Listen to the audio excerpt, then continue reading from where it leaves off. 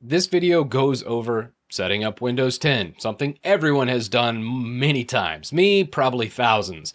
So with that, I want to accomplish two things with this video. One, get you to the desktop faster, get through that first startup quickly. And then number two, get through the installation and configuration and go over services, tasks, and just general debloating Windows 10 in a way that doesn't affect its functionality. Now, I've created a custom project to do this that we're going to get into. And this project is readily available, all the source code and everything it does, I will walk you through. So let's get into it.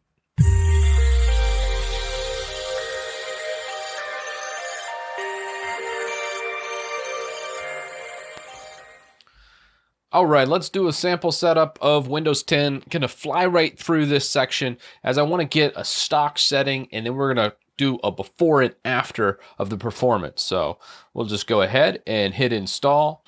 I'm gonna use Windows 10 Professional for our base. Just gonna allocate the entire disk to this, and then we're gonna just go right through the actual installation.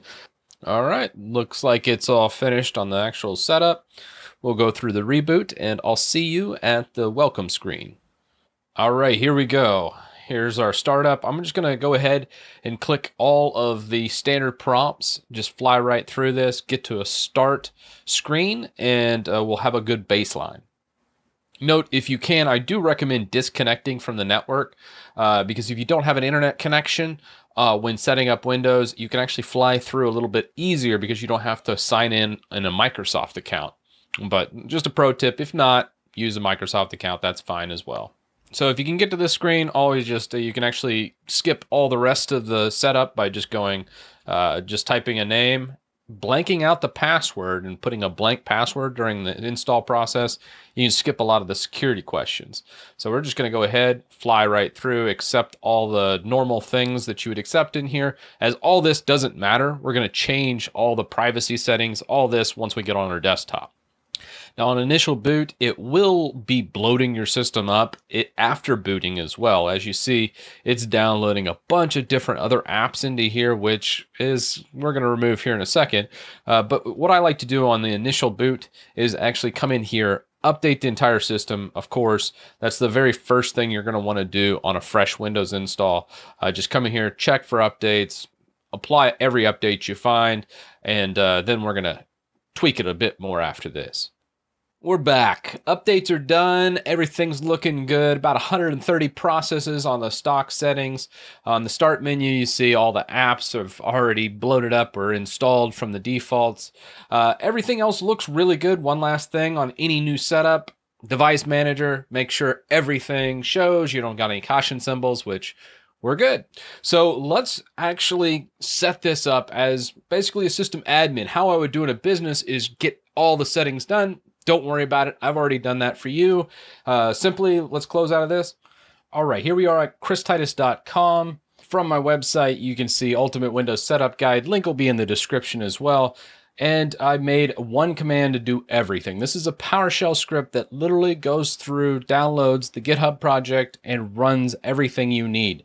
Now, I curated this from multiple debloat scripts and system admin scripts to install a bunch of programs that most people use, such as like Adobe Reader, 7-Zip, Chocolatey, among other things as well. Like I did Media Player Classic instead of VLC as it's a little lighter weight. Just all the tweaks for things that you need for pretty much every PC.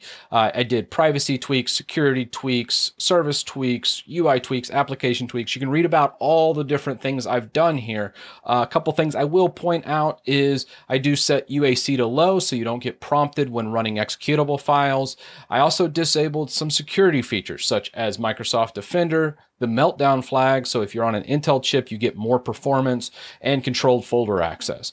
So these things I would leave enabled for businesses, but for a gamer that is just running games off like Steam and trusted sources, typically these things would slow you down. So depending on what you want to use, or if you want to use a third-party antivirus, you can. My recommended ones down in the description. However, pick your poison on that. I leave that up to you. You can also fork this and change everything on GitHub. So if you're a system admin out there, by all means, fork my script and make your own and change these tweaks as I go through how to actually customize it and change these things. So if you wanted UAC to high, or enabling SMB1, or just changing, the uninstall of OneDrive, which it does, you can leave that in. Now, a couple things I did leave in this script where past scripts I would remove is I left Xbox in. So if you're using like Minecraft Bedrock Edition, for instance, you can still sign into Xbox services and use the Windows Store.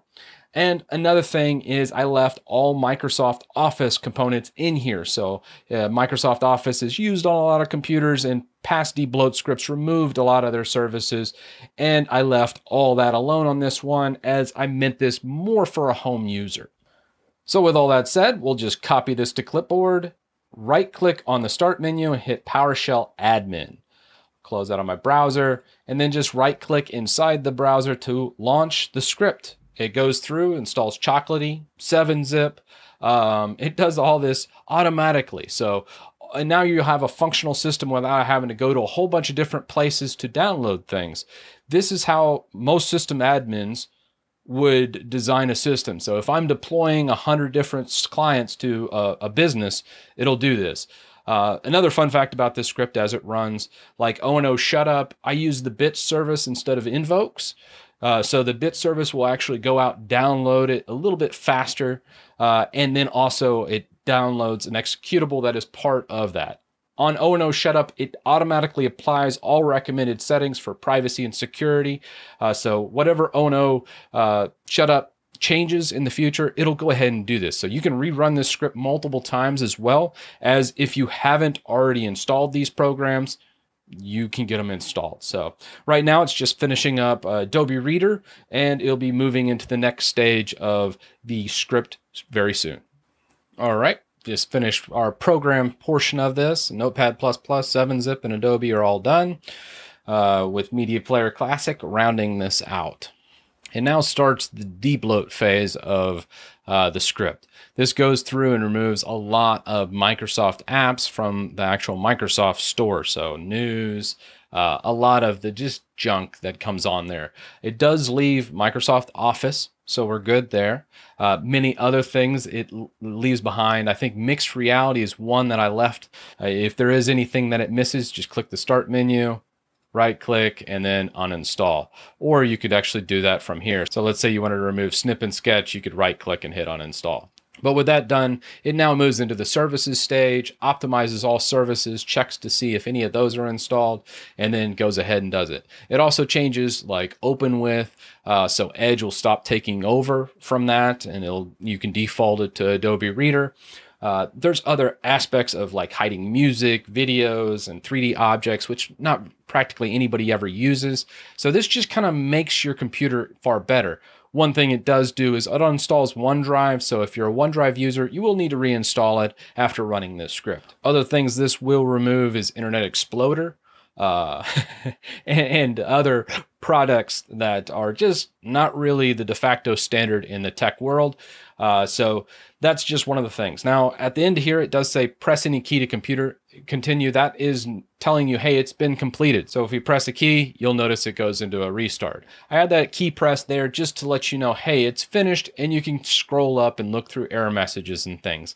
But past that, it should be done. Let's take a look at our processes count after the fact. We were about 130 processes prior to starting this, and let's see what we're at right now. So here's our desktop. We'll just right click, hit Task Manager. From Task Manager, you can see the processes here, just a hair over 100. You can do a lot more to clean this up, as I did leave a lot more things installed than my normal debloat scripts, but I wanted maximum usability. So really this is meant for a home user that's really going to use their computer to play games and other aspects and just not be bothered by a lot of the nuances of Windows. From the start menu, you can see It's pretty darn clean. There's not too much here. There's just a couple little things. And also, this is a virtualized environment, as I wanted to show a clean install. So the processes for you should probably be hovering around the mid 80s, as when I ran it on my gaming box, I got it down to about 80, and that was with several launchers open, such as NVIDIA Game Streaming and Blizzard Launcher and some other things. So it does get down very, very low. I've seen it go as far as 60 processes in some instances. So that's how I set up a Windows-based PC. A lot of times, people, I think I was using like the debloat script a little bit, and there's some nuances I didn't like. So this is why I made this GitHub project. One, so you can customize it. So you can easily fork this, take it over. I used another person's system admin script that I've used in the past. And then I also used the debloat scripts and kind of combined the two to make the ultimate setup script where you would run this one command and it clean out everything. And it just works so fantastically well. Is fantastically a word? I don't know. We're going to use it. It should be, because this is awesome. So with that, let me know your thoughts down in the comments section. And as always, thank you to all my patrons. Without you, I couldn't make videos like this one. And I'll see you in the next one.